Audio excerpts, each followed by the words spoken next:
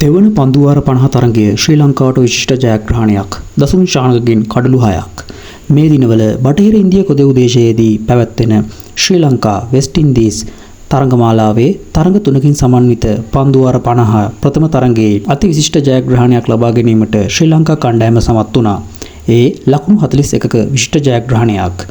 ජයග්‍රහණී මානසිකත්වයෙන් තෙවන තරගය සඳහා ක්‍රීඩා කිරීමට බලාපොරොත්තු සිටි ශ්‍රී ලංකා කණ්ඩායමට වර්ෂාව හේතුවෙන් තරගය අතහැර දැමීමට සිදු වුණා. එහිදී කණ්ඩායම් දෙකටම ලකුණු 1 බැගින් හිමි වුණා. ප්‍රසාද ලකුණු සටහනේ 3-1 ලෙස ඉදිරියෙන් සිටි ශ්‍රී ලංකා කණ්ඩායම තරගාවලිය ජයග්‍රහණය කිරීමට තෙවන තරගය ක්‍රීඩා කිරීමට ඊයේ පිටියට පිවිසියා. කාසිය වාසිය දිනාගත් ශ්‍රී ලංකා කණ්ඩායම පන්දු යැවීමට තීරණය කළා. එහිදී ප්‍රථම කඩුල්ල ලෙස ලකුණු 31කදී ලකුණු 20ක් ලබා සිටි බෙන්ඩන් කින්ගේ කඩුල්ල දවා ගැනීමට දෂුන් ශානක සමත් වුණා.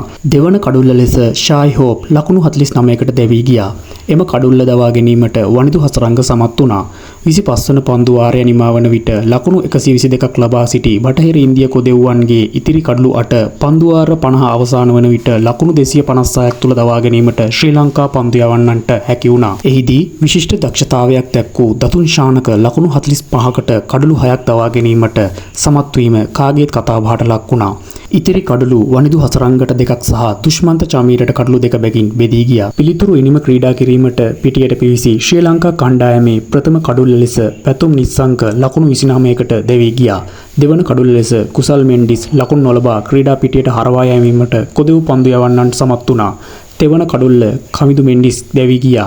ඔහු ලකුණු 45ක වේගවත් ලකුණු සංඛ්‍යාවක් ලබාගත් අතර පස්වන කඩුල්ල ලෙස පිටියට පිවිසි දසුන් ශානක පිට එල්ල කළ 6 ඒවා 3 සමග වේගවත් ලකුණු 65ක් ලබාගෙන තරගයේ ජයග්‍රහණය ශ්‍රී ලංකාවට දිනා දීමට සමත් වුණා. පිත්තෙන් සහ පන්දුවෙන් දක්ෂතා දැක්වූ දසුන් ශානක තරගයේ වීරයා සම්මානය දිනාගත්තා. ODI තරගමාලාව 2-1 ලෙස විශිෂ්ට ජයග්‍රහණයක් ශ්‍රී ලංකා කණ්ඩායම දිනා ගැනීමට සමත් වුණා.